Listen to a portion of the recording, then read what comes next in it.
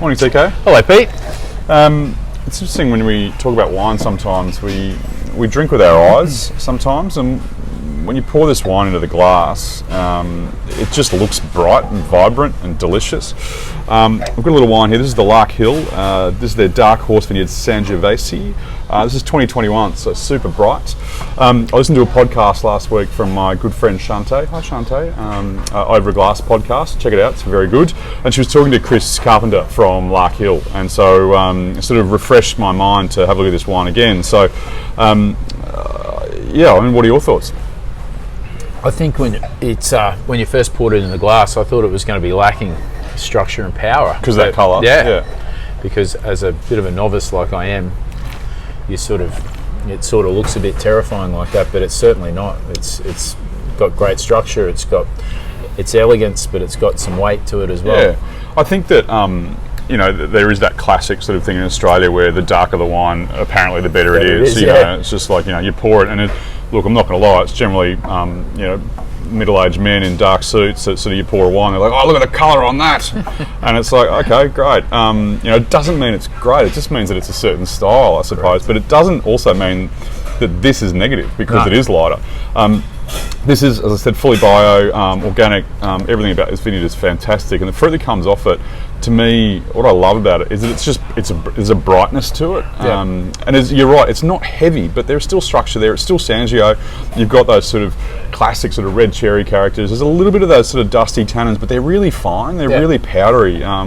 Which just makes it dangerously easy to drink.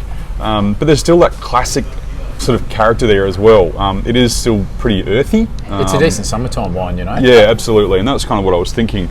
That idea of we are getting on. I mean, it's already bloody hot here, but we don't need anything too heavy as we sort of get into the warmer months. And this is something that I think is just delicious. It's certainly a crowd pleaser. Yeah, I also think it's something you could throw in the fridge for 5 minutes just to take the edge off it over summer. I think that'll make a huge difference. Yeah, absolutely. What are we going to eat with it?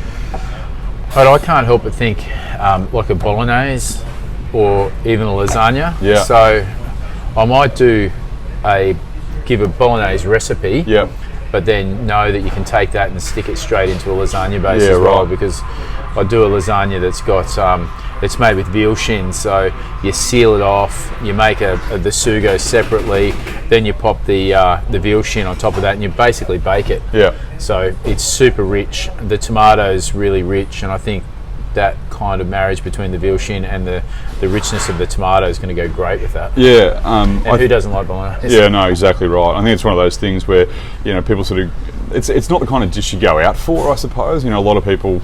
I remember one of the first restaurants I worked in 1,000 years ago was an Italian restaurant. And we had 43 different types of pasta on there, and people would come in and order Bolognaise, and it's like, why?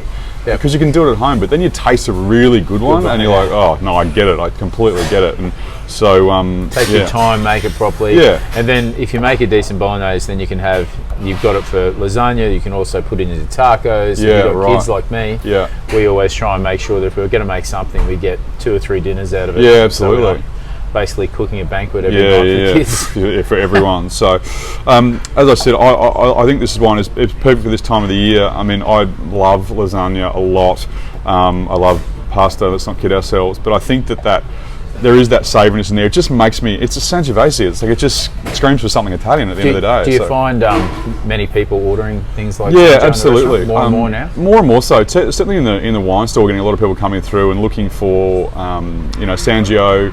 Nebbiolo as well.